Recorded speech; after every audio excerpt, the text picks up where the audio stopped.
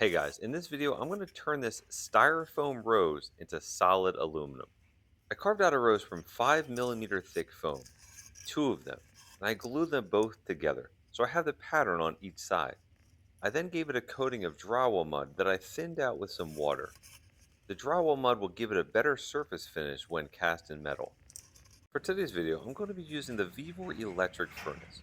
If you'd like to get one for yourself, I have an affiliate link in the description below. Because these furnaces use smaller crucibles, I have to use a smaller ingot that I have, and I created this ingot by melting down some cat food can lids. I'll add the ingot into the crucible by gently placing it inside. I don't want to drop it and have it slam the bottom. I'll turn on the power and wait for the numbers to appear on the screen. With this furnace, in order for it to start heating up, you need to press the P button, and once you see an equal sign, you're good to go. Now I'm going to perform what is called the lost foam casting process. It's where I bury that foam rose in dry sand, filling the container all the way to the top. This is just regular dry sand purchased from the store. There's nothing special about it whatsoever. Once filled to the top of the foam, I'll vibrate the container to expose the foam and brush away any excess sand on top of and around the foam. Once cleared away, I'll now add a pouring basin, which is just a can with a hole cut out of the bottom.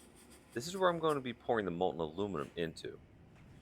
I'll continue filling it with more sand to lock the can in place. By now, that first aluminum ingot has melted down, and I can add another one of those cat food can lid ingots inside of the crucible. It's been about 10 minutes and we're up to 1032 degrees Celsius. So I'm going to check on the furnace and see if the aluminum has melted. With the crucible filled with molten aluminum, I'm now going to pour it into the mold that I previously made. This is going to vaporize the foam and take its shape.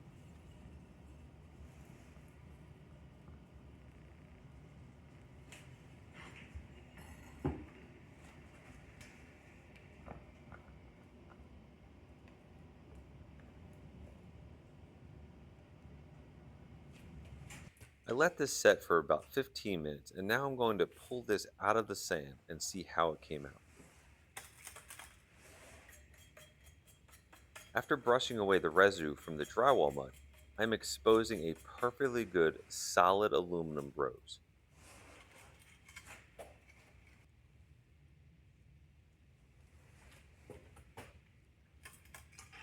After allowing the rose to cool down, I'm now able to put this in the vise and cut away any of the extra aluminum. Now I'll use a wire wheel to remove the residue from the lower areas of the rose. When creating this foam pattern, I added these two runners. This is so the aluminum was able to flow more freely to fill out the entire rose. So I cut those away and filed them down, and this is what I'm left with, a perfectly cast aluminum rose.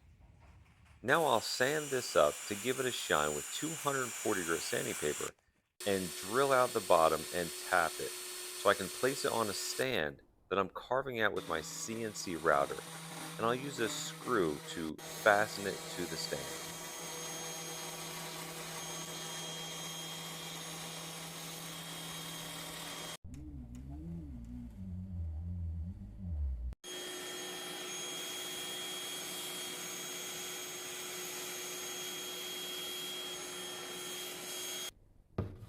And the last thing I'm going to do before attaching the rose to the stand is give it a cherry wood finish.